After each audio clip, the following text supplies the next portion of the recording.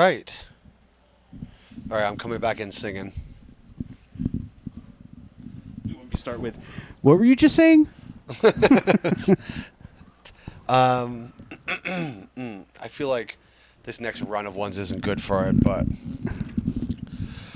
Notre Dame, Epstein, Thunberg, COVID, U.S. kills Soleimani, Kobe Bryant.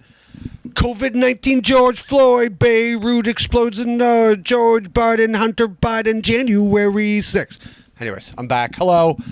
We're here for a second part of our catch-up episode.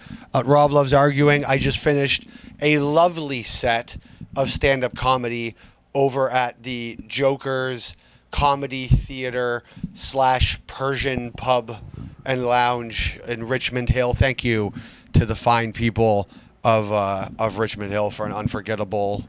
I thought it's also / fine dining restaurant. It is a Le Petit Chef upstairs. I am simply there to serve as a placeholder for people waiting to have their dinner made by a holographic chef. I am severely, overwhelmingly less popular than a holographic chef that makes you. I mean, he doesn't make you. He's a hologram, so clearly, there is just a Sri Lankan in the back getting no credit for the. By the way, and the Sri Lankan, is pretty petite. He's also a small guy. He's not of great size or substance back there, but he is slaving away making your food while all the credit goes to the holographic chef. That voice you heard, of course, you remember my co-host, Daniel Sanker. How you doing, Sanker? I'm pretty good. I wish I was at a fine dining holographic restaurant right now because I don't really understand the concept, to be honest, as you were explaining it. I've heard of it. I was been to that club, but I don't really understand the concept. The best I understand it, while your food, which I think is one of these restaurants that you don't even pick what you eat. I like having what a restaurant is famous for, but I'm like infuriated by the idea that the menu is up to you. Like, the menu should never be up to you. I should at least get to choose a few things. I'm not just going to trust you. And that's going to be mushrooms. What's the fanciest meal you've ever had? Good question. Oddly enough, Niagara Falls. Jesus Christ. Yeah. What, did you go to Ruth Chris? What did you do? No, but it was a steak. Mm-hmm. It was, I couldn't tell you what the restaurant was called. I bet you I probably could. I think I know exactly probably. Was it on the Clifton Hill stretch, but you had to go slightly past where the amusements are? I'll say this. You could see, what's that American restaurant where people, it's like stripes of green and white back and forth. Applebee's? No, okay. But it's Applebee's-ish. You could see it from there. I'm trying to remember the fuck. Not TGI Fridays. No, it's the third one. You've hit 2 out of. No, wait, don't say Chili's. Not Chili's. It's not Chili's. Yeah, Sorry, yeah. 3 of the 4. There's a 4th one which they mimicked in the movie Office Space that Jennifer Aniston dresses like. See, I thought they were doing TGI Fridays in Office Space. Maybe they were. All 4 of these, and we haven't mentioned the 4th. And by the way, if the end of this is that you're going to say Jimmy Buffett's Margaritaville, I'm going to end the podcast. No. Okay, no. Because no one speaks ill of Jimmy Buffett's Margaritaville in my presence. That man is a saint. I don't care. The first time I ever came across Jimmy Buffett fans, I said, I so deeply want to be part of what this is, but I can't stand the music. I just can't listen to the music. The swinging, the whatever, all great. The best secret bar in New York City, I ironically went to Jimmy Buffett's Margaritaville Resort in Times Square, just like to be like, oh, how silly is this going to be? Right. Here's what you don't know about Jimmy Buffett's Margaritaville Resort in Times Square. I know very little, but go ahead. It is licensed from floor to ceiling, meaning it is a resort. It is like 30 stories of a hotel building. and you can take your drink from any part of it and walk around to wherever, which means you can buy a silly $12 daiquiri the size of your arm, Right. and take it upstairs to one of the only 360 rooftop bars in New York City that's like a cocktail lounge, but you can drink your Jimmy Buffett Margaritaville resort drink up there. It's also one of the only, if not the only, outdoor pool in Times Square. Jimmy Buffett knew how to party, but I'll be honest. There's like a gap in music that I have, and I can't. I'm guessing Margaritaville is a song. I don't know the rest of his catalog. Hamburgers in Paradise, my friend. Cheeseburgers in Paradise. Sorry, excuse me. Cheeseburgers. I didn't mean to. They are not kosher. So, anyways, we left off with Jamal Khashoggi, and on that note, we are in the middle of the Riyadh Comedy Festival. And I do think it's important to update everybody. Not a lot has been heard about it so far. We have lost Pete Davidson. I don't know if everyone knows that yet, if I'm the one that's breaking that news here first to everybody. But Pete Davidson is no longer with us. The good news is, it turns out this was actually all just about Pete's family. So we're done now. Oh, we're wow. actually cool. Even Us in the Middle 9/11? East, yeah. 9/11 as well. We're square. They got the whole Davidson family now. They wanted to cut off the bloodline, and mission accomplished, they've said. And they said, we good. The Prince Turki Al Shaid put out a statement on X, Yeah. and he said, America, we got Pete, we good now. So That's how he talks. Yeah. Well, you have to understand, Black American culture is the preeminent culture globally. So if you're going to be a crown prince of Saudi Arabia, most likely you're going to be not a wigger. That's not. But I know what you're saying. I feel like probably the alternative would be unsavory, not good for YouTube. So, anyways, they were getting some backlash. I talked about that and not knowing even how heavy that backlash was going to be. All of a sudden, everyone knows about fucking dead journalists. But anyways, most of them are safely back in America, where they do not kill journalists, especially Michael Hastings. They would never have killed Michael Hastings. Just sometimes trees explode. Anyways, you can look that up for yourself if you feel the need.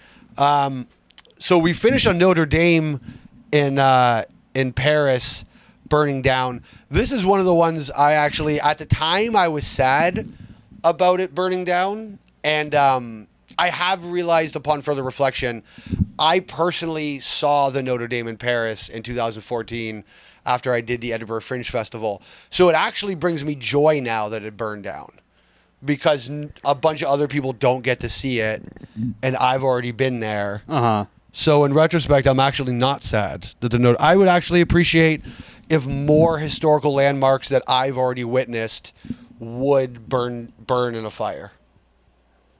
What's number one on your list to burn next, if you had to? Huh. Joker's Comedy Club and Fine Dining? No. Okay. I want to make $450 every 4 months. No, if I had to burn one, what a Roland Emmerich question to ask. Roland Emmerich, the director of like Independence Day and all, like 2012, all the movies where you see a huge like landmark be destroyed. Oh. That's what you know. What could go? Have you ever been to Seattle? No, but I know they have a tower that... The Space Needle's a hunk of shit. That's what I heard. Like, the Space Needle needs a fucking power wash. Like, I couldn't believe when I saw the Space Needle how unbelievably dog shit that is. And I understand I'm in Toronto. I come from a city with a particularly good needle. But holy shit. Best needle in the world. Dude, Seattle's close enough to Vancouver. Go to Vancouver, they'll show you what a fucking needle looks like.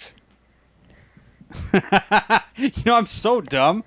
When I heard that joke, I go, they have a tower in Vancouver? And then I was like, oh, yes, their famed drug problem. It's like it's as if they haven't cleaned that fucking needle in Seattle since Kurt Cobain died. They're like, that's the last time we do anything nice for a needle in this town. Epstein was arrested. I can't remember if I felt optimism at the time of whether or not we were going to find anything out when Epstein. Like, I'm an early Epstein guy. I'm a Alex Jones, the frogs are gay type of fella. So I was on this Epstein thing like quite a while ago. I knew who Alex Acosta was in probably like 2013. So, I don't know if I thought that anything was going to get revealed. And then the next one on the list, him being dead, was the most obvious. Like, I was never really on board with that. It would be fun just to find out he did just kill himself in retrospect, but and then it is wild how like we shift on these because we do go from it. The two things on the list are Epstein arrested, then Epstein dies, and then Greta Thunberg is the next thing on. What a time for Epstein to have died. Next thing you know, there's a teenage girl that's famous all of a sudden. Do you know how easy it would have been to get Greta Thunberg on Epstein Island? She would have went in a fucking second. If he just said anything about, we're researching fucking dolphins or some shit, like she would have been the easiest. Jeffrey Epstein could have fucked Greta Thunberg so easily. There's a weird thing online that now that she's of age, people talk about fucking her, and it's just weird to transition that quickly, but maybe just time is passing quickly for me. Truthfully, though, if Greta Thunberg truly did care about the environment, would she not be doing an OnlyFans and donating the money to whales or whatever? That's if true. She actually cared? She's not a real soldier. Until Greta Thunberg has an OnlyFans where all the money goes to a cause that she cares about, I don't whatever. Just imagine Greta Thunberg. And she couldn't use a plastic dildo. She'd have to use... Yeah. Glass. Yeah, is probably yeah, because it's recyclable. A fucking glass dildo. Unless the plastic dildo has the right number under it with the triangle and not a fake triangle, but Yes, it's got to actually be like class 3 plastics. The more we do this podcast, the more I know that you know things. Like you knew the class. I have a real the whole reason we're doing tariffs with China is because of plastic. People don't realize this. I guess I'm on a podcast. I should explain. Imagine 3 types of plastic, right? Let's take my vape here as one. Let's say this is class 3. This is your Greta Thunberg dildo plastic, right? And then this is some foreshadowing. We got this little Tylenol plastic in the middle. You also didn't hear that. I played a sound effect of a dog barking just during the China talk. No reason. Yeah, okay. Yeah. And then, let's just say this is like the cheapest plastic. This is like the cheapest plastic was like when you have like the lid to your yogurt or whatever, right? Nobody recycles that. They're just lying to you. You can go ahead and throw that in recycling as long as it's as close to you as the garbage is. But if you're going to walk an extra 3 feet to throw your yogurt lid into recycling, you're cosplaying. You're QAnon. If you're recycling QAnon. Now, the dildo plastic, everybody recycles the dildo plastic, right? Right. So you can throw your dildo out in any fucking country in the world at this point, and they're going to go around and turn it into a smaller dildo. So, like, I assume that's what the recycling of a dildo is. They just take a shaver and they shave the sides of the dildo off into a smaller dildo. I thought it meant when your ex-girlfriend forgets her dildo when you guys break up and you give it to your new girlfriend and pretend like it's new. Yeah, but you got to still shave the sides of that off. You got to take a fucking onion peeler and fucking scrape the, you got to get her new skin. You need some new dildo skin on that thing for her. Fair enough. So you got your dildo plastic, you got your yogurt lid plastic. And so what happened for years was you had your middle plastic, right? And China would take this middle plastic. And then sometime around COVID, because I'm not trying to imply anything or whatever, but it just happened to be that sometime around the COVID time, China decided they also no longer want to make shit out of class 2 plastics. So it turns out, Trump will talk about how we're at an 89% trade deficit with China. Well, what previously balanced that deficit was us sending them shitty plastic to make stuff out of. So all of our shipping containers that they sent full of like full dildos, we would send them black. We would send them black. Black dildos. Sorry, I was only. thinking about the ones you shave down. We would send them back our plastic. Like, so the wrapper the dildo came in, we would send them back the wrapper, and then they would send us new dildos. And so that was like how we operated for years. And then when they stopped taking that plastic, we no longer had to send them anything back in shipping containers. And now that's why we have tariffs. Anyways. People with ADD are going to hear that segment and go, I don't know, he was talking about a rapper's black dildo. Yeah. And a rapper named Tariff. Yes. That sounds real. I mean, the next thing is the Wuhan lab. I separated out COVID being discovered in Wuhan and it being discovered in places we cared about. And what was the moment that you realized COVID was going to be bad? My black girlfriend told me. How early did she realize? Black people knew right away. Yeah, no, you mean... Did anime stop filming? Like, what happened?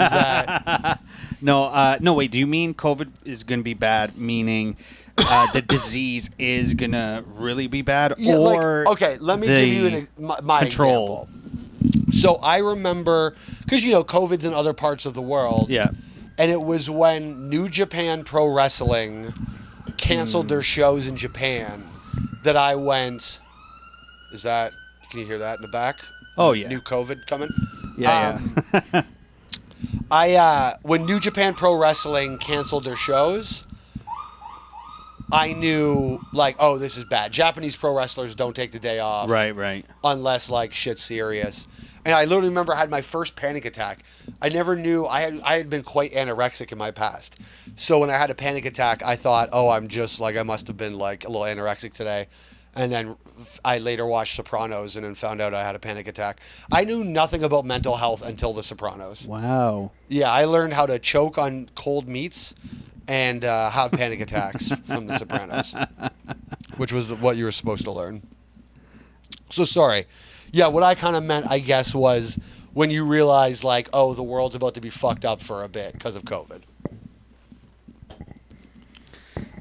I'm just happy that Sopranos can deliver mental health to people.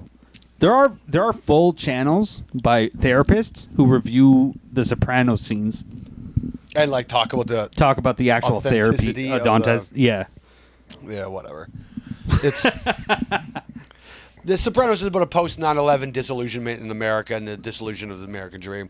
It was a brilliant show. I didn't watch it until COVID. Ironically, not to bring up The Sopranos during this, but I actually watched The Sopranos for the first time during COVID. So, Oh, wow. thank you, that guy in the lab who pulled a oopsie that day. We killed Soleimani. That is, of course, the famous. Oh no, that is not Beautiful Dogs. That was al-Baghdadi. Soleimani was a Iranian general that Trump killed. I don't know. I'm fine with killing Iranian generals. Yes. Personally. al-Baghdadi. That's Big Papa Pump's tag team partner. Yes. Yeah. From Parts Unknown. Yes. Buff Bagwell. Kobe Bryant dying. Oh. Yeah, I didn't. So I'm a big basketball head, which means I know that Kobe Bryant's actually not one of the 10 best players of all time. Like, I'm not a person who's going to delude myself about Kobe Bryant because he is dead now. He was not that good of a player. He took a lot of shots. He had a lot of great teammates. I'm not saying he was bad. I'm not going to be ridiculous about it.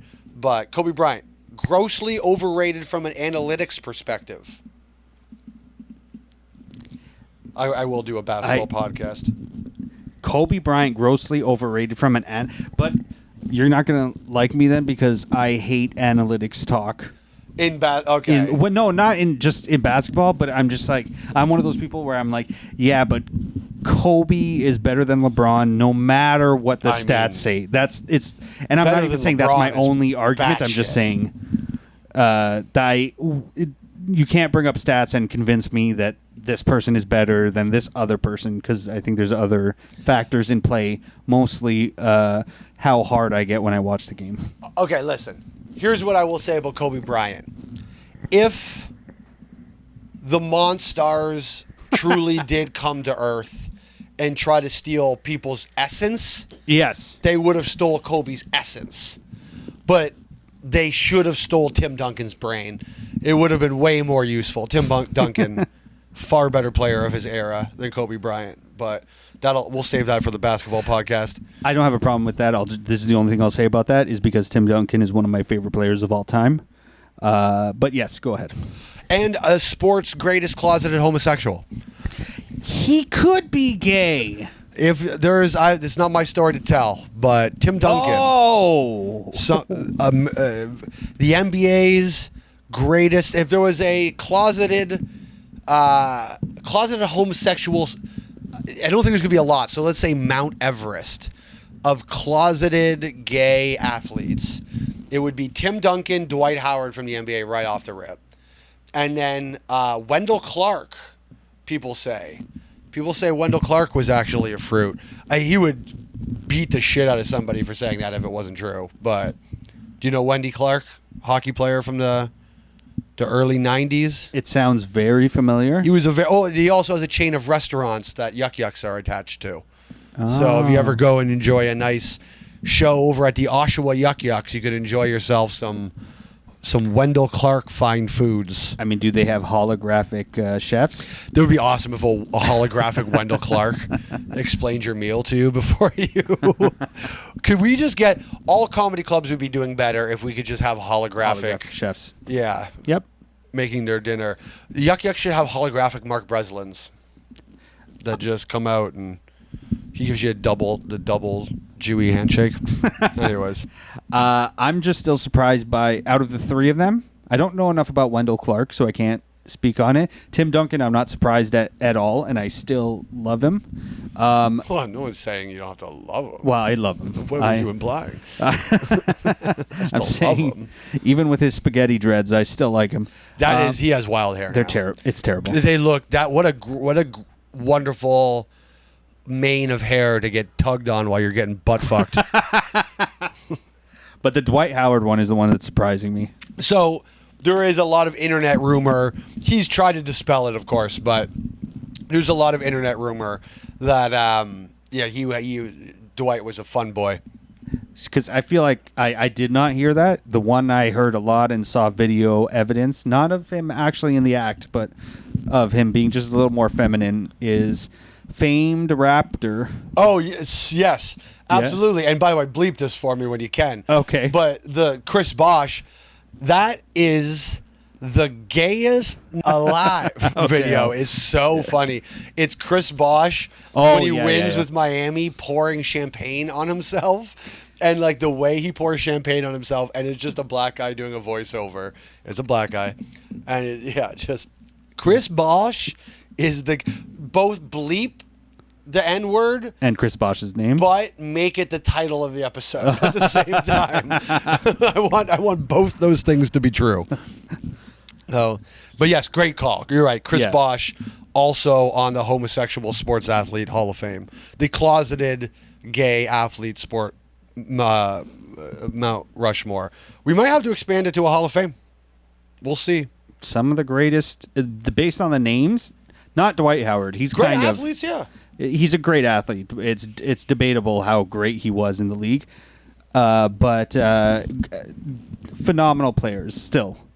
And oddly, all big men. There's not a wiry. We don't have a wiry point guard for the closeted homosexual team. It's two power forwards and a center. True. Something about being a power forward, a power bottom. Yes. There's No. COVID-19, I mean, I don't feel like I need to catch anybody up on my take on COVID-19. I will say, I do remember very distinctly, I was way more afraid. I was watching a lot of videos from China at the time of, like, the military welding people into their houses and shit. And I was definitely way more afraid of, like, every time I heard a loud noise, I thought the tanks had landed in Chicago and we were all, like, about to be in a military camp. But... Oh, I was definitely very afraid during COVID. Two fronts. I was afraid of where the control elements were going, but I was also afraid of the virus. The virus itself. Yeah. I took a wonderful road trip, one of the best decisions of my life. I saw 20 states in 2020, 25 states in 2020, 20 of them during COVID. I drove from Chicago down to New Mexico, up through Utah, Colorado, Nebraska. I mean, it was one of the best. I went to the Tiger King Zoo. Oh. Tiger King Zoo was open for 2 days during COVID, and I was there for I remember walking into the Tiger King Zoo with a mask on and being the only person amongst like 300 people wearing a mask and going, yeah, fuck it. I'd rather die than look like a dork. And the Tiger King Zoo, you know how much Tiger King Zoo cost? $15 a year. You got a year membership for $15, and it was just packed. And we did not get to enjoy the year because it closed the next day when some people went to prison. But what was fascinating was the documentary was already out, right? So all of these people were now like minor celebrities to everybody. This was no longer about the animals. This was like, I want to go see the armless guy. I want to see the meth one. I want to see the one that fucked Joe, which is the meth one. But so I go, and the lineups now to take a picture with the staff, it's like Disney World. It's like you're taking a picture with Goofy, but it's like the evil guy that buys the park or whatever. And then the tigers, nobody cared about at all at that point. Like, nobody was looking at these skinny little tigers. And the tigers are looking over at the fucking armless guy like, hey, I'm the tiger that bit his arm. Does anybody want to take a picture with me? I'm the fucking arm biter. But no one gave a shit about Nobody the tigers. gave a shit about the tigers. Sad Ironically, on the next subject, I did, so I was doing this thing called Coast to Coast Roast at the time. I was representing Toronto, me and Tyler Morrison, and we would roast other cities. And so I was on this long road trip and everybody else was locked in their house. So I was like promoting from all these fun locations. And so we were roasting Minneapolis. And so I had Chris, the evil bad guy with a leather jacket in the Tiger King, I think his name was Chris, do a video for me that said, fuck Minneapolis. Well, wouldn't you know it, 2 days later, a little event happened in Minneapolis. A young African-American gentleman named George Floyd had his neck stepped on for 9 straight minutes, and a bunch of people's stuff burned down. And so that happened in Minneapolis. So I had the guy from Tiger King saying, fuck Minneapolis, right before the George Floyd thing. So I had to take it down because I didn't want him to get heat, because he looks like he'd hate George Floyd. The guy looks like he'd give you a speech about how they found fentanyl in George Floyd's system or whatever. Which is, by the way, none of that. The coroner did not say that. Charlie Kirk, the one thing I'll say to your ghost, Yeah. You had that one wrong, Charlie.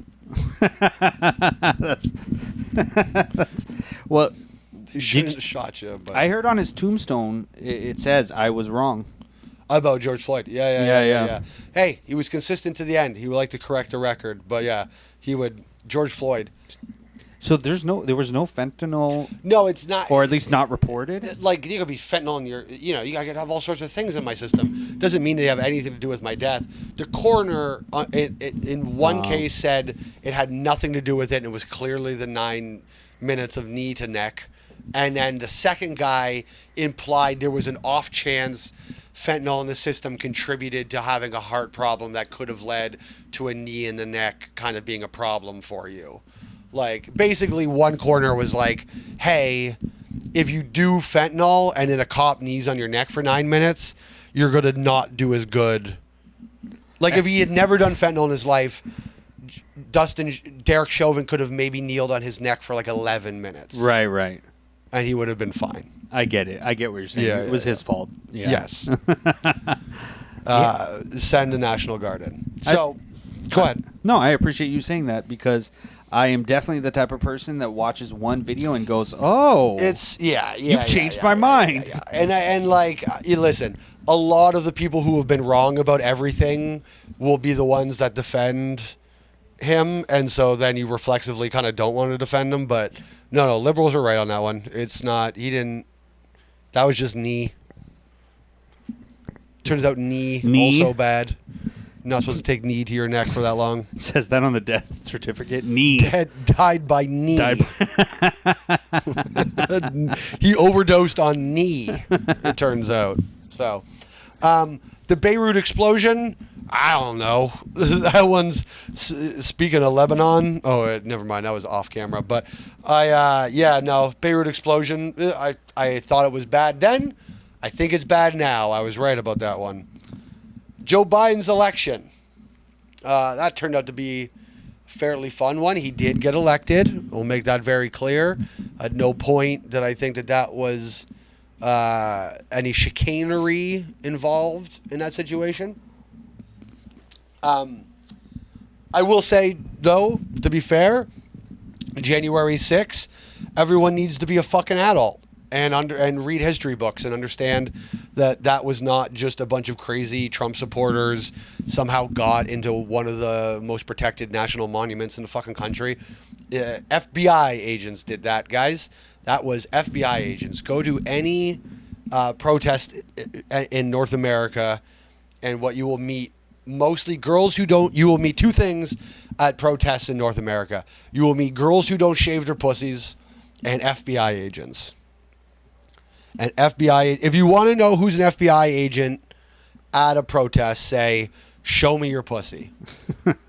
If they have a shaved pussy, they're the federale. So that's you could tell by the boots if they're wearing like military grade police type boots, and also if their pussies are shaved. Those are two ways to tell who's a cop at a protest. So you have to tell me if your pussy's shaved. If I ask, yes, it is entrapment. Yeah, if you don't if tell you me, don't tell me, you are. Yeah, technically the charges I can ask you: are you a cop or have you shaved your pussy? Those two things you have to answer.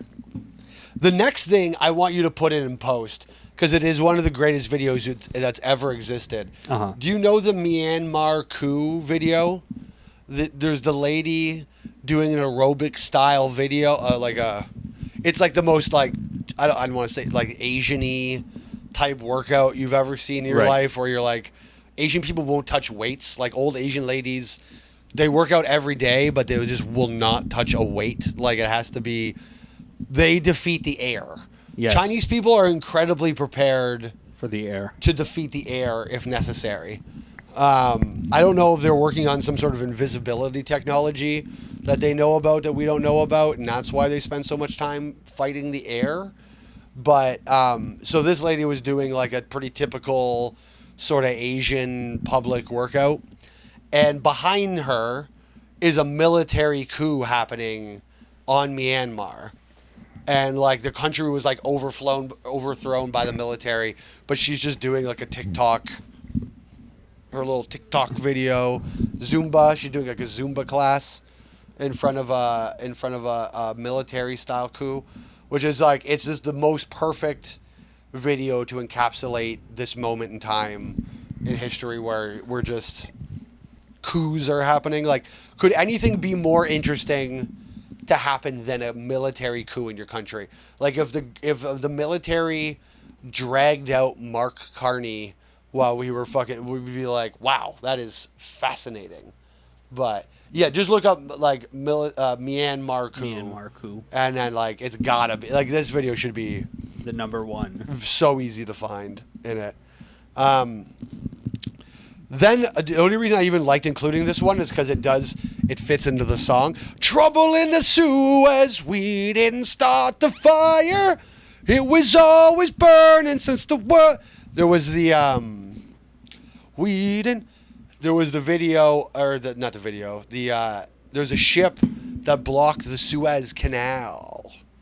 It got like it was like a shit that went sideways in the toilet and wouldn't like go down the hole or whatever. About a shit boat, sideways shit boat blocked the Suez Canal. There we go. That's the. There we go. We have her. And then you'll see eventually, there you are. There's just a military-style coup forming in the back. And she's just... By the way, and also to be wearing the COVID mask in that situation is also a nice reflection on how insane we were. Yeah. There's a military coup going on behind her. But she's like, oh, but I got to be safe from COVID outside.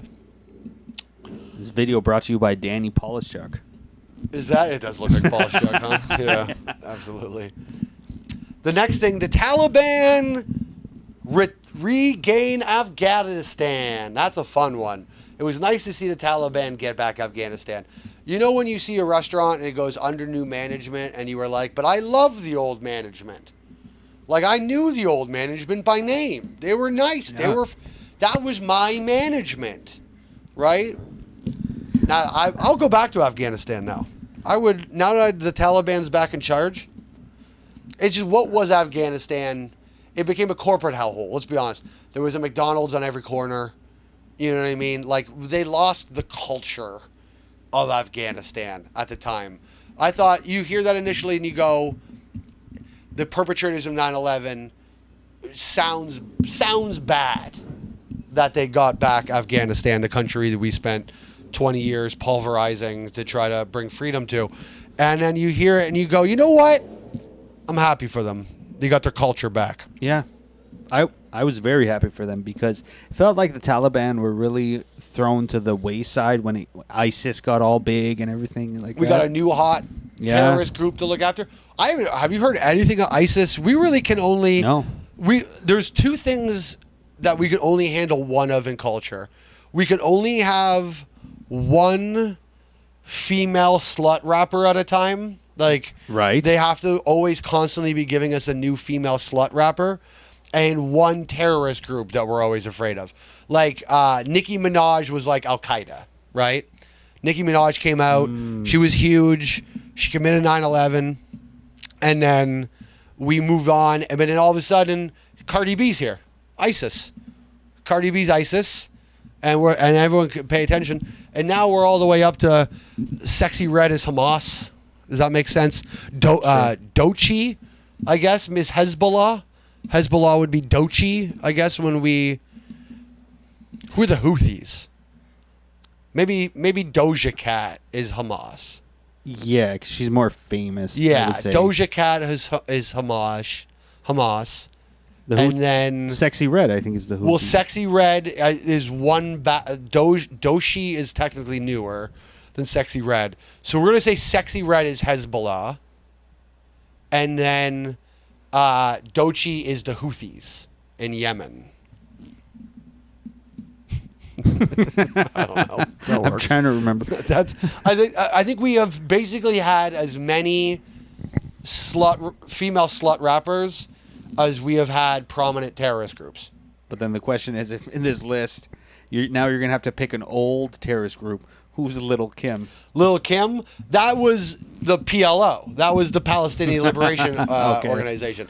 We had order when there was Lil' Kim. You know what I mean? You didn't like Lil' Kim. Yeah. You didn't want Lil' Kim in your neighborhood, but you trusted that Lil' Kim was going to have some diplomacy. Right, and you felt like she had some good points, even if you didn't 100% agree. Absolutely. We had Lil' Kim for years, and then Israel actually funded Nicki Minaj to discredit the Palestinian people. They knew that Lil' Kim was too much of an organization, that she was doing too much for the people of Palestine, and so they needed Nicki Minaj to come in and be Hamas, so that Lil' Kim had things to say, and then Nicki Minaj came in, and they were like, oh, we need an Iron Dome. Right. And by the way, since Nicki Minaj, we have not had another election. Everyone has been appointed since Nicki Minaj. Nobody voted on Sexy Red. That just happened to us. Musically, this is all very poignant and true. I think this actually works really good. I might actually I might quit the podcast, go back to school, and make this a thesis paper for a university. It actually is. I agree with all, because essentially, if you're a dumb listener and you haven't figured this out, you've noted that all of them have been industry plants since then. It's all entirely industry plants. They're as fake as Patriot Front. Nobody likes sexy red. Show me a sexy red fan. I swear to God, that doesn't exist. But Roe vs. Wade is overturned, which is a little bit sort of like the Taliban returns to Afghanistan. Those two are kind of brother. You know when there's two cities where they're like, St. Thomas, Ontario is the sister city to Paris. You know, like when it's just weirdly, they're supposed to be sister cities. Those are like sister stories. The Taliban takes back Afghanistan. Roe is overturned. They're kind of equal. I'm not going to lie, more than I do not understand, like, abortion laws and stuff, I don't understand the whole concept of a sister city. It doesn't really make any sense whatsoever. Nothing really happens, I don't think, necessarily on that. It's not... Do you get like a little...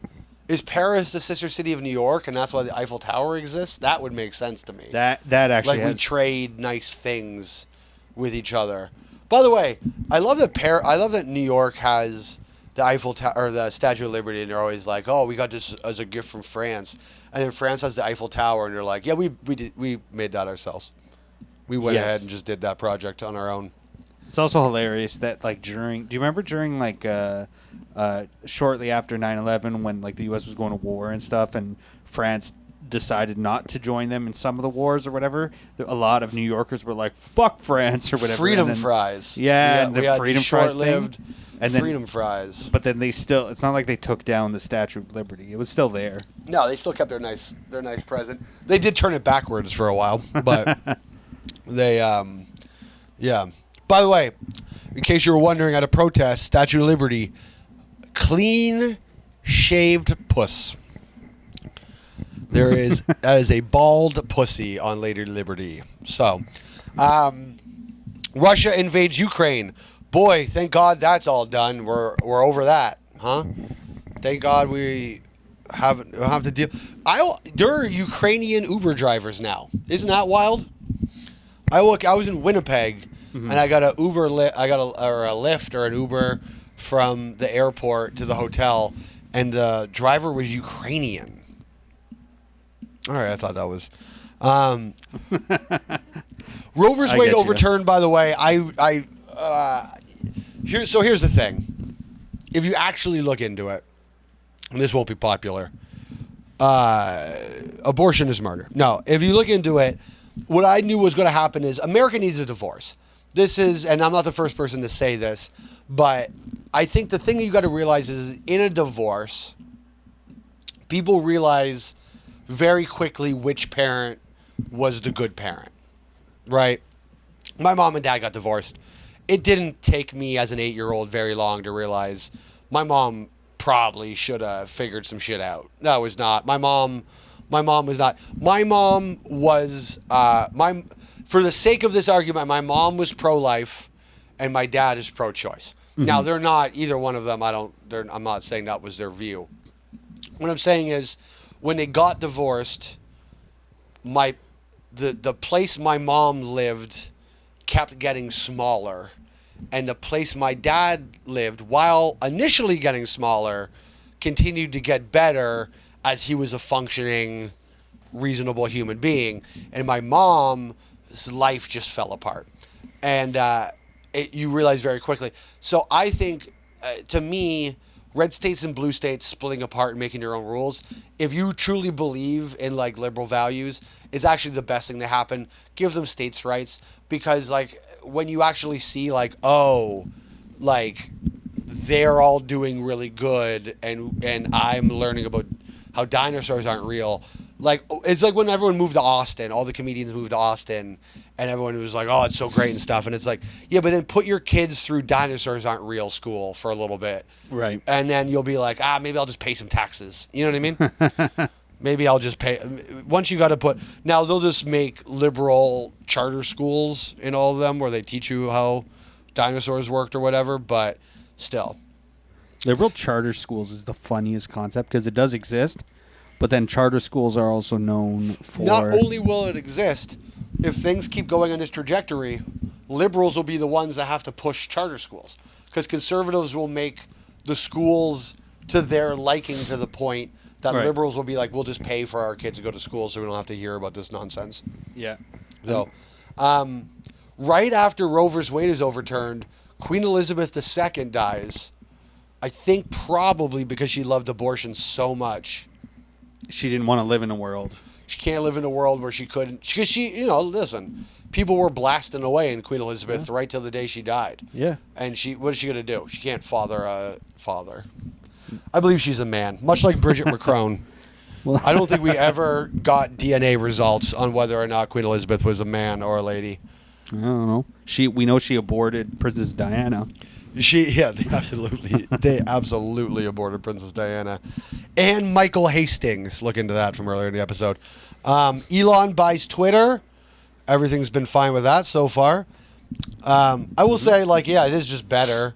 And Blue Sky certainly hasn't done much. I don't know what to think about Elon necessarily. I don't know. How do you feel about Elon? Well, I just heard that there's some other rich guy. I don't remember his name. I want to say Ellis something. And he's the real Elon. And Elon is like just a crazier version of him. So we don't realize that the other guy's doing stuff. But I want to say his name's Ellis something. You don't mean Thomas Edison, the inventor of electricity, I hope. No. Okay, just checking. No. Apparently there's another guy who goes back and forth. Actually, he's part of a family. And they go back and forth with Elon of who's the richest. Not like debate-wise. Like, was it Epstein? Is that the name? No. Okay. No, what fucking... It's not the Aldersons. Maybe you're closer on. I can tell you exactly. I was watching Breaking Point because that's the only lazy news I have. That's Breaking Points is all you need. Shout out Sagar and Crystal. What's up, guys? And Ryan and Amy. That's the people on Breaking Point. Yes. Love to be on Breaking Point. Give me 3 years to get more famous. And then you'll be on Breaking Points. And me and Dave Smith will be, if Dave is not murdered before then. So, anyways, it's just, that'll be my, I don't hope Dave's murdered ever, just to be clear. But it would be, there's a guy I know pretty well. That'd be interesting at the very least. But that's when people are murdered, you go, that's interesting. Well, you know what I mean? You're getting closer to the thing. I didn't meet Charlie Kirk. I don't have any real skin in the game on Charlie Kirk's death, but I could really be an indignant cunt if somebody murdered Dave. I'll tell you that much. You thought I was an indignant cunt about Charlie Kirk's death. Holy shit. Would I ever be insufferable about Dave getting killed? Dave Smith. So, Ellison, by the way, is the family or the guy's name? I don't pay attention a lot when I watch I'll videos. look into it. We'll do the next episode on the Ellison family. That submarine explodes. That's fun. Oh, yeah. You know what's funny is the submarine explodes and then October 7th, which doesn't submarine explode sort of sound like what October 7th should have been. Like they exploded a submarine, not they paraglided into a music festival. I will go back to the Iran nuclear deal, which was the first subject on this list. We have now, we're starting to get into the full circle section, and they really didn't need that money for that attack. If they exploded a submarine, I would have went, oh, maybe the Iran nuclear deal money was a bad idea. But paragliders, you can buy a yurt, and I know that that's not the same as a paragliding thing, but I would imagine yurt material could probably be pretty easily. Yes. You know what I mean? Yes, you're right about that. I think in a pinch, you could turn a yurt into a paraglider. Probably, yeah. You had to. A yurt is like $3,000. I mean, it's not for a pretty decent 6-person yurt you could get for $3,000. So a paraglider is not that much. So they didn't need, anyways.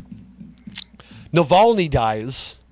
He was the guy that America kidnapped for 6 months and then sent back to Russia and was pretend that you love gay people now and fight Putin. And then so he was getting some traction for a little bit as the I don't hate gay people candidate in Russia. Mm-hmm. And then Putin was like, I'm just going to kill you in prison. So they got him. They got him good. But yeah, he was just totally fake. He was just America's way of of installing a Russian puppet, but they didn't get around to that one. Do you ever think? Because I do believe in a lot of these, the government killed them conspiracies or whatever. Sure, Hugo Chavez. But there has to be at least one or two of them that like we all believe is like a conspiracy, and when we get to heaven, Christian heaven, we're gonna find out. Nope, it was just Epstein, like you said in your joke. Epstein killed himself. There's nothing else to that story. What would be really fun to find out is that even with like JFK, they're like, oh no, he actually just fucked that guy's wife. Yeah, you know what I mean? Like they're not like, it wasn't the Cubans, it wasn't the CIA. It just turned out he fucked. Why do I want to call him John Wilkes Booth? But I know that's not correct. No. Who the fuck? Oswald. Oswald. Thank you. There's Hinckley. There's Oswald, and then there's the kid and fucking Butler that nobody will remember, who just entire family just seems fine with it. Anyways, the Baltimore Bridge collapse. That seems nothing. Trump's assassination. There you go. We're all the way up to that one. The Trump assassination was wild. I don't feel like we took enough of a moment with that to really. It passed us quick. Like when you see the response to Charlie Kirk's death, man, what venue would they need for Trump's funeral if he got shot in the head right now? Like they did, was it the Georgia Dome in Atlanta that they did Charlie Kirk's funeral in? I'm not sure. I'm pretty sure it's where the Atlanta Falcons play. The Mercedes-Benz one dome. I'm almost pretty certain in Atlanta they did 300,000 people.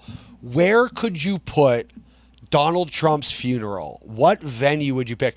Like, obviously, he'd want it at one of his hotels, but like realistically, he's dead. You could probably figure out something that he wouldn't approve of. What venue would be big enough in America to hold a Donald Trump funeral? I don't know. I'm not familiar enough with. They should let stadiums. Dana White promote it. I could tell you that much. That for sure. Yeah. I hope we get to see Donald Trump dead. Not because I want him dead, like whatever, but just because I would be very curious to see how big that whatever. Then he gets elected, which is not surprising. When they try to shoot you in the head and you survive, that's a pretty good way of getting elected. And then, the fuck does this one say? Tasties? Well, while you look at that. Oh, tariffs. Oh, Tasties. Just a couple tasties. I think we handled that China analogy with the plastic from earlier. I think that handles tariffs pretty well. The Charlie Kirk thing, I feel like, enough has been said. And we're right up to, here, hold on, let me sing the last little bit. Mm-hmm. We stopped at Suez. Okay. Hold on, let me get a little sip of Corona in here first before I try. It helps the throat. Mm-hmm. All right. Taliban, Afghanistan, Russia invades Ukraine, Roe vs. Wade, Queen Elizabeth, Elon buys Twitter. Submarine, October 7, Navalny, Baltimore Bridge, Trump assassination, Trump election, tasty tariffs, Charlie Kirk and Tylenol. We'll get to the Tylenol thing. Oh, we're going to end the on Tylenol as our most recent news story, which will go down. I mean, it does feel silly, but realistically, like, this will be a big moment one way or the other. Whether or not it turns out that the Tylenol thing is real or it's bullshit, it will either be the moment an American president attacked a beloved like institution in our medical field, or it'll be the moment we realized that that the reason baseball sucks now is because of Tylenol. We'll figure out one way or another. We'll figure out that nobody can look each other in the eyes because mothers can't have fevers anymore, or Donald Trump will get sued by Tylenol, and that'll be fun. Listen, I'm not a scientist, but I don't know if this is the time in society for this Tylenol talk. Like, I know there's a lot of people out there who have challenging children. Like having an autistic kid is not an easy thing to have. I know that a lot of us joke about it because there's a spectrum of autism. That there's Michael Cera, which is I think the most common type of autism, which is like autism is my personality. It's sort of just like a fake autism as a personality type that we saw in the 2010s. And then there is like, hey, if you touch my ear, I punch you or whatever. You know, like there's real levels of autism and things. And I just think, like, not to go back to the tariff analogy, and you might ask yourself how would you tie in tariffs and Tylenol, but I honestly think all this, like, tariffs against China and everything we're doing to China right now with Trump could have been circumvented by just not handling this autism issue because, you know, listen, China's about to take over the world. I think we can all kind of understand that, like, whether or not we're going to have a hot war or whatever with China, China is the superpower that we are currently in conflict with more than anybody else in the world right now. And if you're going to battle China, all of a sudden having way less autistic people is not the way to do it. You know what I mean? Like, this is the time to double down on autism. On autism. You can't battle an empire full of emotionless analytical robot humans by eliminating your new super soldiers of emotionless. And like we keep going, like, these autistic kids are shooting up to school, so you're like, yes, exactly. And guess where else has schools? The People's Republic of China. And if we're going to end up in a military conflict with China, I will tell you, much like when Hitler went into Siberia in Russia, and they say that's the moment that Hitler lost World War II. Taking Tylenol away from pregnant women will be where history remembers us losing the war to China. We are in a military race. We're in an economic race. We're in a race for AI. You want to take away America's beautiful abundance of autistic children in the middle of a race for AI? They're indistinguishable. AI might as well stand for autistic intelligence. It's the same thing, and we're going to take that away at the most important moment in history. I just think it's a bad idea. Whether Tylenol causes autism or not, I'm not here to say that. That's not my opinion. What I'm saying is we need more autism. Mm-hmm. And are women going to get sexually assaulted over it? Yes, they are. But that is just the same way China had to drown their children, their female children, in the one-child policy. You're going to get hugged too long in America now. We're going to have to raise a lot of children who hug their female coworkers and acquaintances for too long. And that is the price you pay. Yeah. There are sacrifices to be made during wartime. And one of those sacrifices, women of war, is going to be an uncomfortable staring at your tits from a hero. Yeah. 5 Mississippi hugs. Easily 5 Mississippi. And they're going to articulate every syllable. Anyways, all right. I think we got some videos to end off. Yes. To have a little fun at the end. That is everything that's happened since the last episode of Rob Loves Arguing. I hope you all feel caught up on the world's comings and goings.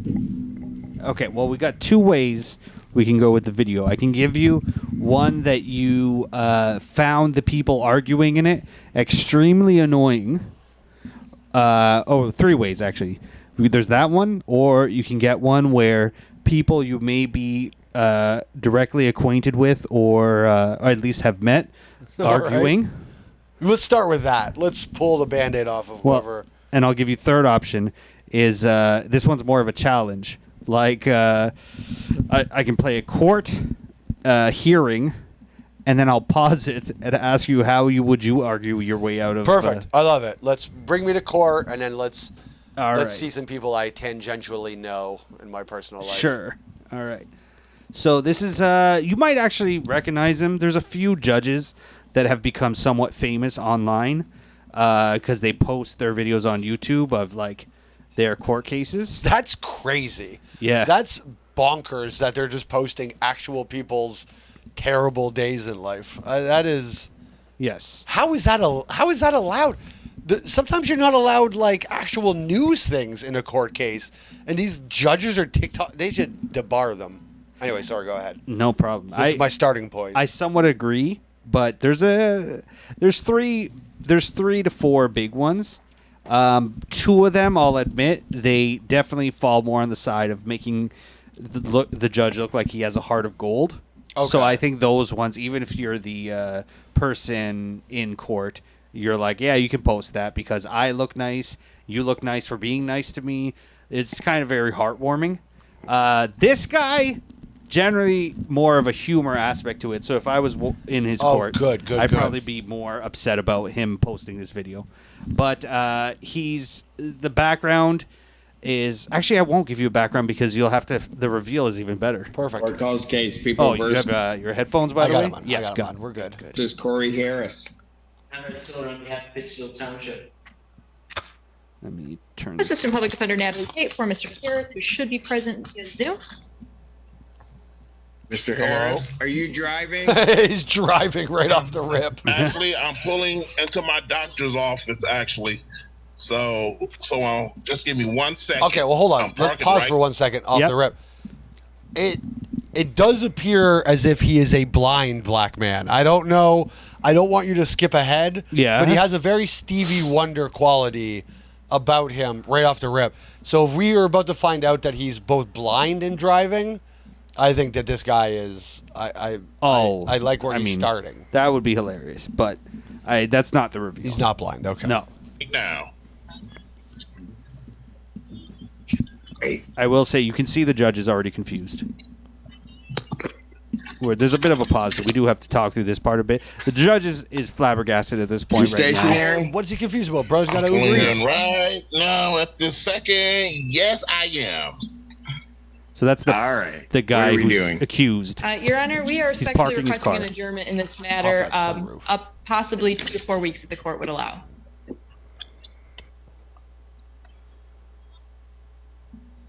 Okay, so now the judge is trying to think of what to say. So maybe I don't understand something. This is a driving while license suspended? That is correct, Your Honor. Well, to be fair, okay. Wait, I want to give it 2 more seconds And he was because just driving. And you have to be the guy at the he didn't bar. have a license.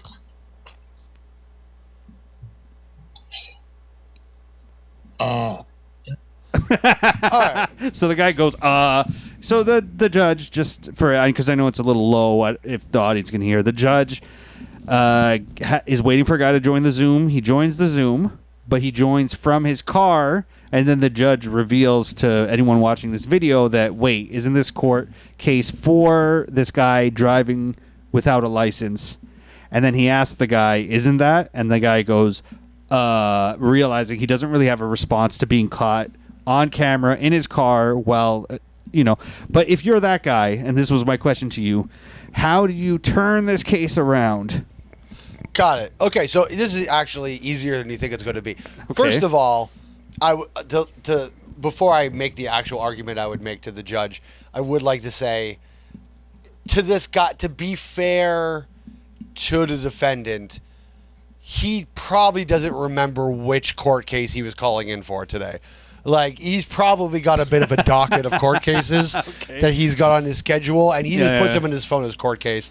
He doesn't really, differentiate which, it's as if he had called on Wednesday into the Zoom court case, right, and he was actively beating his wife, right? Right. And then he'd be like, fuck, I thought I was handling Mondays, and then now, he had his domestic and his driving without a license flip-flopped. So, that's, to be fair. What I think sometimes people don't realize about situations like this is how many rights you have, even in a goofy situation like this. And so, technically, there's nothing in the law that says that this guy has to, show them the car, right? He's only scheduled to appear himself. There's nothing legally binding about, hey, show me the vehicle that you're in. And I would imagine a driving without a license infraction isn't something you couldn't like leave the state or the country for. You know what I mean? It's not a felony. It sounds like this is a misdemeanor that he's trying to get cleared up. So I think that if he was out of country or out of the state, that wouldn't be a problem. So if I was this guy, upon realizing my oopsie doops, what I would do is immediately start to argue that I'm actually, in fact, in England. Gotcha. Or any of the Commonwealth countries. It doesn't have to be England. I believe maybe India as well as Australia also drive on the other side of the road. So I would argue that I'm actually, in fact, in the passenger seat, and I am right now. I'm in England. So to your perspective, I'm in the driver's seat of my car, but you don't know that actually I took this Zoom court case from England for business. I love this explanation. That's actually really good. I'll applaud you for this one. Way better than mine. Mine was going to be, I'm playing a driving simulator. Not bad. Not bad. I mean, the things moving in the background realistically is a little tough. He's... Green screen. Listen, the only thing that's even keeping this guy even slightly into this argument is that his sunroof isn't open right now. The look of a sunroof being open on top of it's going to get you an extra 18 months without a doubt. That's a tough look. I'm driving around licenseless with the sunroof popped. It's tough. At least he's responsibly closed the sunroof. So, but I am curious to see how this gets resolved. All right, let's see what he. Is with the charges, Your Honor. Yes. No, I'm looking at his Yes. record. He doesn't have a license. He's suspended and he's just driving.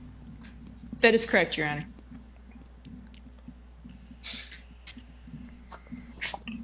He's stunned. You definitely did better than him because he hasn't responded yet to like explain. Listen, he is. I don't want to assume where he's from, but he's an American black gentleman. England is not going to be the first thing that pops into his head, to be fair, unless he was currently listening to Skepta. I don't think that there's much of a chance that he was going to think about England. He hasn't said anything. They're just silent this whole time. If you're listening to this, the guy's still thinking of a response. This is the type of guy that needs Rob loves arguing. I'll be honest with you.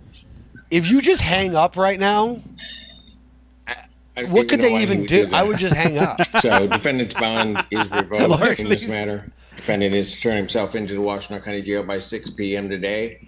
Failure to turn himself in will result. You want him to turn himself in? How do you think he's going to get there? Yeah. He's got to drive. That would be a great ending to this, is if the guy goes, can you send me like a GPS pinpoint so that I could drive there? Oh, and that's on Fairfax? I take a left on Fairfax, right? Yo, what's the parking situation over in... Do you guys validate that shit or what? All right. No, that was fun, though. Yeah, I mean, that's a great oopsie moment. To be fair, that guy's probably made enough money off just monetizing that video on YouTube that judge should not be allowed to make money off of him. I feel like that's unfair. I'll be honest. I haven't researched this enough. I always assumed it's the judges who release it, and I think some of them do. But I don't know if people just love like these get posted. Well, I don't know how. And to be fair, works. he probably could do a FOIA request to be like, "Hey, that was at least funny." Yeah. Freedom of information request. All right. Let's watch this other one I brought up, and you and I have separately talked about this subject. But I'm going to play a Rogan clip of Rogan and famed comedian Brian Callen having a little disagreement about vaccines. Well, but the bottom line is, biology is really simple. Double X, XY. There's overlap. But it's super fucking rare. Yes. What this is a social contagion. And Abigail Schreier wrote a fantastic book about it called Irreversible Damage that she highlights how they're happening in these clusters of a lot of girls who are autistic. Yes. And let's get to the bottom of like that. anorexia. What's causing all that? How come 1 in every 12 kids who's a boy in California has autism worked for the company now? that makes Tylenol. Because that's what's going on. That's what's going on in California. Acetaminophen. One of the strictest fucking vaccine Acetaminophen. policies. And now Florida doesn't demand Vaccines Yeah, with that's- You've got no that's taste dangerous. in I medicine. knew you'd jump on that train. Of course, it's dangerous, Brian. What are you talking about? All Tetanus, vaccines. tetanus. So Tetanus, Tetanus, should we no, still- no, should we no, just no, go down no, the road You wrong? need to bail on the tetanus thing What because do you mean? Suzanne Humphreys. Educate his ass. Suzanne Humphreys explained tetanus. not What do you think Vaccinologist, happens I know in that Brendan woman. Schaub's head? What are you talking on about? a So you're day? saying we She's a shouldn't have medical I think doctor he- that what do you absolutely mean? understands He- tetanus. he She said thinks of the tetanus, all you funniest have to do is jokes and keep goes the on wound stage and open and tells clean them. it. Oh, that's It's just like It's he not just bullshit. must It's be not bullshit. in Do you know how many people die? absolute space, and it's like, you know what I mean? Yeah, yeah, Like yeah. he's riddled with CTE. He's just like, what a poor guy. Like everyone beats up on the guy, and he literally is just looking around, like, where did he go? You know what I mean? Like it's. I think he's just doing his best in life. Yeah, I mean, he's probably doing fine. Speaking of autistic, I mean, that's his two fucking kids. Wait, who's Schaub's. His two kids. You could do it. Let's just say, let's check his medicine cabinet for the big Costco bottle of Tylenol. And that fucking, his wife had a couple fevers. Let's just say that. She was running a high temperature during her pregnancy. That's a funny new reference that'll become a thing now. It's just being like, what do you think about that guy? I think his mom liked Tylenol, if you know what I mean. Yeah, it you know, is- wink, wink. We've gotten to a weird point in 2025. It now to say no Diddy now means I don't perform homosexual acts on on children Yeah. or men, and oh, your mom must have taken Tylenol means you're autistic. Like there's so many new Yeah. ways. Do you know what I say? If I want to say a bunch of black people are at a thing, and I don't want to, like, I'm in public and I don't want to say like, oh, there's a lot of black people over there. I go, hey, I'll tell you what, nobody likes Caitlin Clark over there. Right. And then Yeah, it just yeah. lets everybody know, hey, you know who doesn't tip well? Caitlin Clark haters. Anyways, that was just a good. They used to call black people Canadians at restaurants. Canadians? And now they say they're Indiana fever haters. They used to call them Canadians? What's Yeah, the at Canadian restaurants- part of that reference? You're not allowed to use the N-word at a restaurant. Sure, but what's the Canadian part of that? Nothing. It was just something to call them. Oh, they just Yeah, picked. yeah, yeah, it yeah. could have been Australians. It could have been Absolutely. anything. Gotcha. And in Detroit, black people call us the Dutch. If they see a bunch of white people, they'll be like, "Oh, there's the fucking Dutch." That's kind of funny. Yeah. So, yeah. And ironically, Indiana fever, Caitlin Clark, take Tylenol. Autistic, shoot better 3-pointers. Anyways, oh, we she can get does back look to. like she's yeah. Oh yeah, for sure. I mean, Yeah, she loves Tylenol. She looks like an RN. yeah. Have tetanus every year. Very shit. few. What about Just Okay, stop. so let me ask you a question, Mr. Joe Rogan, Mr. Scientist. Are you saying Don't that we shouldn't don't have... do that. Don't call me Mr. Scientist. I'll start mocking you, and it's so much easier to Are mock we, you. so are we... What I'm trying to say... to By the you way, that it is funny that he jumps in on Brian Callen like that. He's like, I'm going to start mocking you.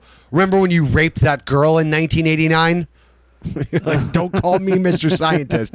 I'm going to tell them about your assaults. Anyways, sorry, go ahead. You can For play certain that. diseases... I forgot about that. Pick up a What's history the book. card you're going to play, Joe? Smallpox, diphtheria, mumps. Hold on, Have hold on, you hold on, ever hold on. looked at tetanus, how- polio, paralytic diseases? Have you ever polio? Please Yes. stop. No, I won't. I won't. I know you think it's just- I've read- I've heard Susan Humphreys. This is a long conversation that we're not going to have on this podcast because I'm going to get angry because I've researched. Didn't this Susan for Humphreys years. just die yesterday? Did she? Yeah, she loved all the gorillas or whatever, right? I'm kidding. Oh, okay. Anyways, I was just, I don't know, little Susan Humphreys humor for you, Humor, whoever yeah, the yeah. fuck Susan Humphreys is. Anyway, sorry, continue. I will say, in general, do you think if one friend goes to the other, or a boyfriend or girlfriend, whatever, the person who says, let's just stop this conversation because I'm just going to get mad, generally, would you bet that's the person who's right or wrong? Whether this situation, forget about this one. Generally, the person who says, let's just stop here because I'm going to be mad, is that usually the right person or the wrong person? Honestly, I know where you probably would say on this. Yeah. I think the person who says that's almost always right. Oh, I yeah, think I the was person, thinking the other way. See, I think the person that's like, this is going to take too long.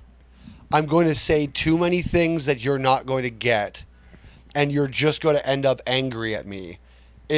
I get that guy. Right. I get when I talk to my dad about something, I have to take a deep breath sometimes and go, TV is scary.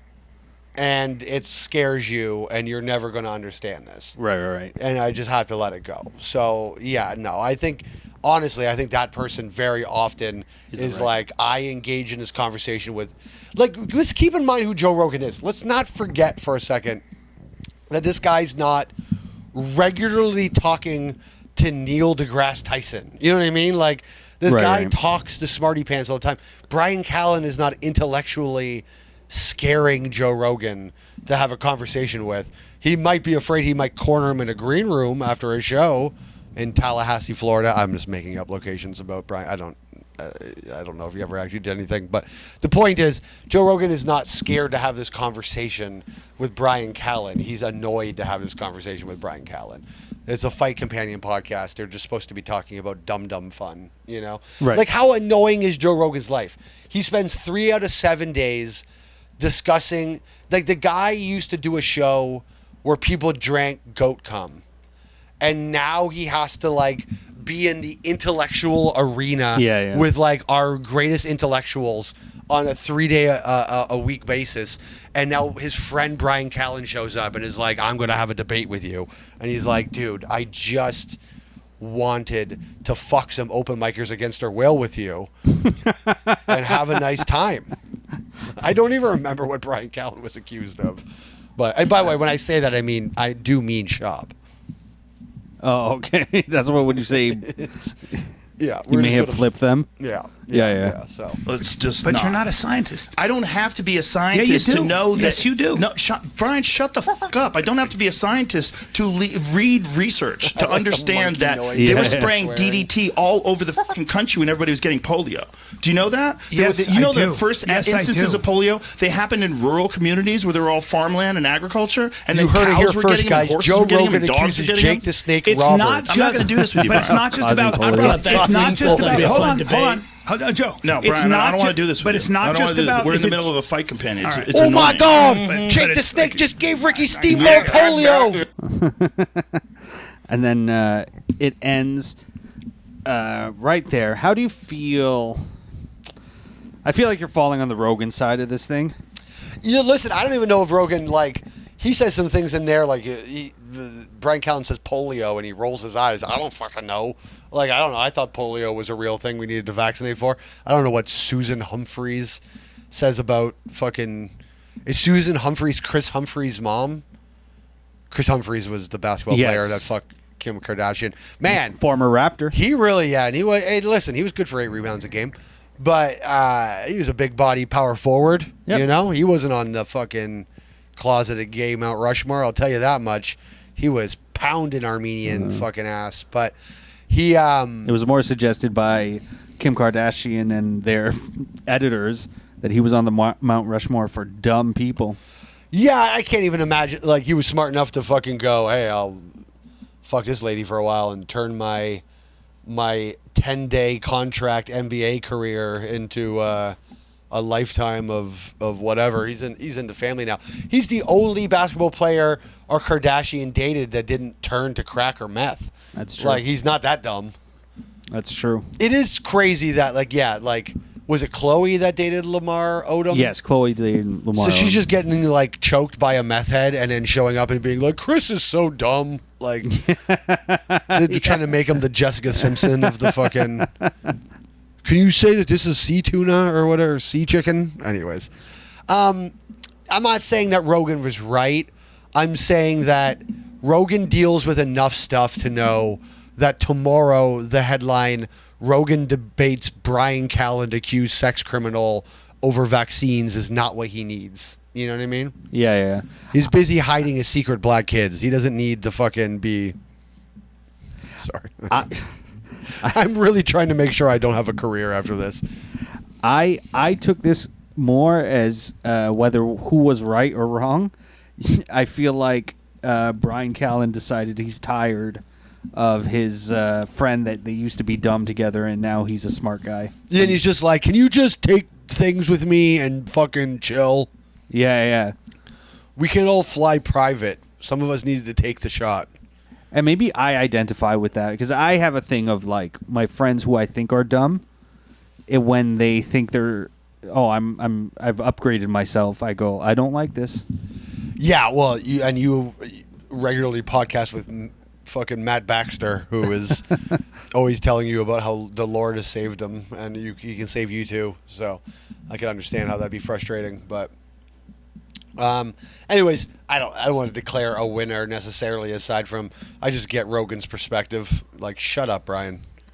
That was his perspective. If you watch the whole video, it mostly is him saying, "Shut up, I don't want to talk to you about this." Like, Rogan is sharing his massive platform so his two dumb friends can come over and watch Kabbalah Hamasaba Halala beat up Jacob Barboza in a fucking cage, and he's like, let's discuss polio for a minute. Like, yeah, shut the fuck up.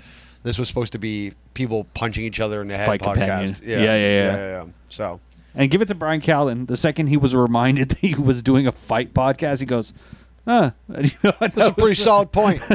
He just goes, I forgot you don't invite me onto this podcast anymore to talk about my career. I now just talk about sweaty men who have nothing to do with what I do. Do we want to do one more before we wrap it up? Sure, we can do one more. I can't. My eyesight is getting so bad. I'm gonna have to bring this closer to me. Well, you're not the one who has been suffering from an ocular migraine. Do you hear that, people? If you were wondering why on the first episode, I'm not looking at the camera at all. One, because I'm not a polished podcasting performer, and I hope on this episode I did a better job of staring down the people at home. But also I had this ocular migraine. Having the lights like that was whatever. So. Was our last one here. So our last one, we're jumping on. This is a more personal favorite because I had seen this at the time. You're familiar with Valuetainment, the weird intellectual political podcast. Patrick Bet David. That's the one. Who is, and I'm not saying he's not smart, but he became this political. I don't know what the word is. I watched the show. He's a pundit now. Yeah, but he's like everything's an insurance from like salesman. the billionaire's perspective. Yeah. It's like, if all the people that have ruined the country were trying to tell you how to make the country better going forward, that would be the Bet David. Yes. But prior to pushing more and more political, he was also in the I'm going to talk to a former mafia guy. He does still do that from time to time. Yeah. He will, still occasionally be like, it's Danny the Bull Pisano. Yeah. Well, okay, you're getting real close to the heart on this one because he ends up having on Michael Francis, who's become a very popular YouTuber because he's a former mafia capo regime captain in the mafia at the time, and also Sammy the Bull Gravano, who is famous for turning on what's his name, John Gotti, and getting him sent to jail. This guy's the reason John Gotti's in jail, and he has them on to hopefully have them have a nice discussion about what it's like to have people killed, and they get into an argument, and this is, just decide who's in the right. I did on the street, I did. You can keep using that BS. What did you do? Say it. Say BS. what the fuck you did. What'd you do? Huh? What did you do? I'm involved in 19 What did you do? Three fucking mafia wars. That's your badge of honor. Your badge of honor. You killed 19. You put a gun in the fucking back of 19 guys. That's your badge of honor. No, I didn't shoot 19 guys. I'm involved in 19 murders. Good for you, Sammy. Yeah. I'm involved in 3 mafia wars. The technicalities are important. Sammy, What a backpedal. You know what? You're talking like a clown right now. Nobody ever went to jail because of anything I ever told the government. Can you say the same, Sammy? No. So don't give me your BS. I was on the fucking street. Who the fuck knew who you are? Myself. Stop the baloney, huh? Who the hell knew you either? And then stop the baloney. Who the fuck in the mob says stop the baloney? What kind of statement is that? Joe Biden. So I remember why I loved this argument, because it touches on certain arguments that we have with people in our life where you're arguing one point and I'm arguing one point and neither of our arguments have anything to do with the other. Yeah. So what's actually happening here is Michael is arguing you're a rat who got people put in jail, and that was against what we were supposed to do. And the other guy is arguing, you tell me what real stuff you did in the mafia, because to me you're like, you were never real like me. Real mafia guy. And neither of them have anything to do with each other. But I know you're a big mafia guy because of your history you had before you were a comedian. You know, you were a street guy. Yeah. No, I was a real mafioso. First of all, I hate Italians. That's a tough start. And I was never a made man in the mob because I hate Italians, and not like actual Italians, just any of the ones I've ever met. And honestly, my opinion on this situation: is there anything faggier than being in the mob?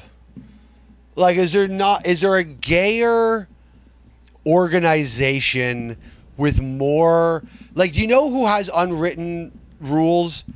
A naggy, bitchy wife. You know what I mean? Like, the entire mob seems like a naggy, bitchy wife to me in the entire situation. There's nothing cool.